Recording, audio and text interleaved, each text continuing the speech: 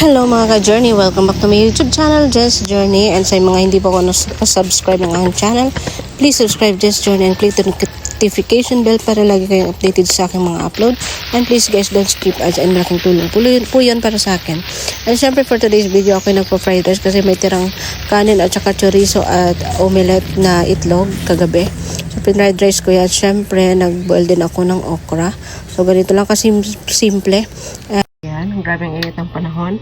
So, kahapon may binigay na ice candy si Rosa de Gamon. Ayan po, support. So, ang lalaki ng ice candy niya, guys. Grabe, oh. Pag ito pumasok sa iyo, pag ito makain niya ako. So, kakainin natin. Tingnan natin kung anong flavor. So, yan. Let's taste it.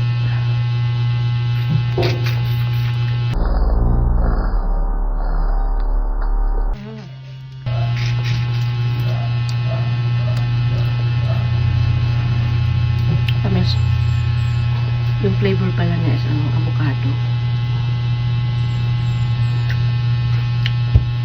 So, ayan. Maraming salamat kay Ate Rosa de Gamon.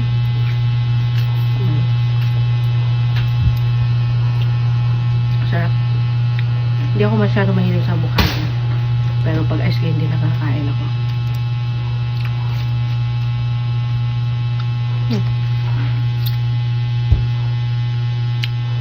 Malamig.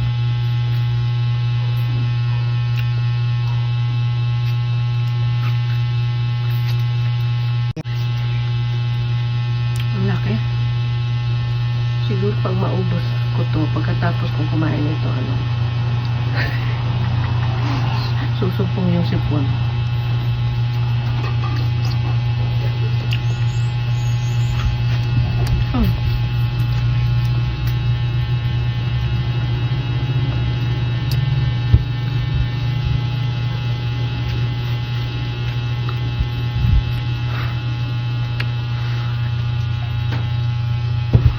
Malamig, hinipan.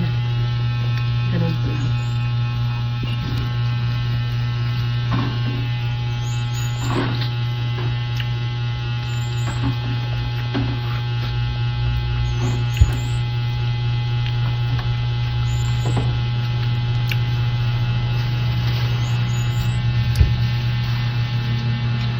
Laki oh. Hindi kaya isubo.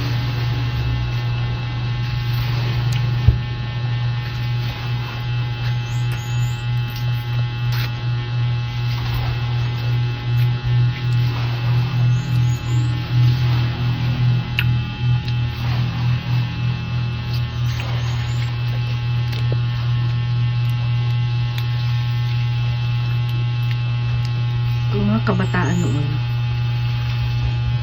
ayan, kami sa mga ice candy kasi dati ice candy lang ang uso, ay ngayon marami na, may mga milky na ngayon, may mga basta yung mga bagong drinks. Grabe magsalat yung ice candy, hindi ko sa akin ng kapon.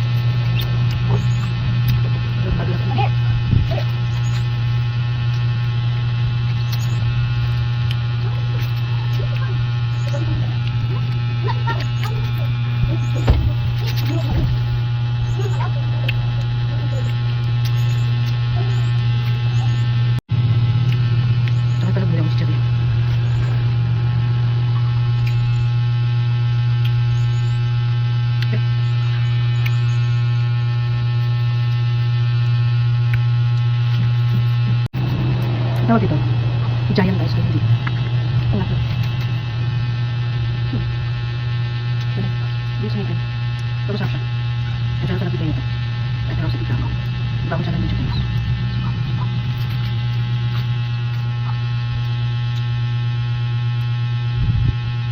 Kaya pala buong picture. Okay naman.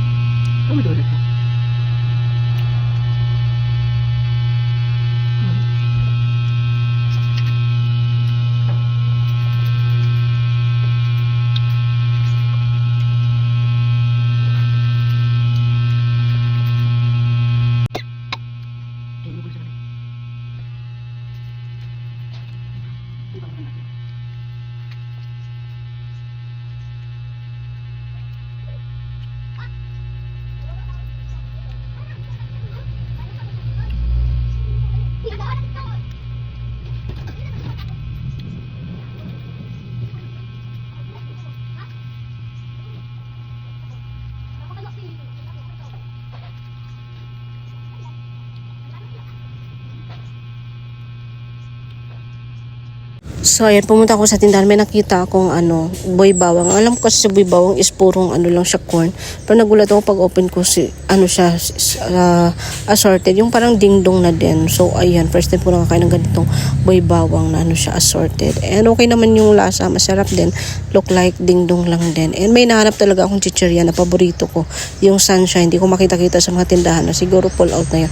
And maano talaga yun. Hirap hanapin yung sunshine kasi konti na lang yung mga nagbebenta nun. Siyempre, nagluluto ako ng corned beef with itlog for dinner. Ayan, dyan ako nagluto sa electric cooker kasi para tipid-tipid muna sa gas.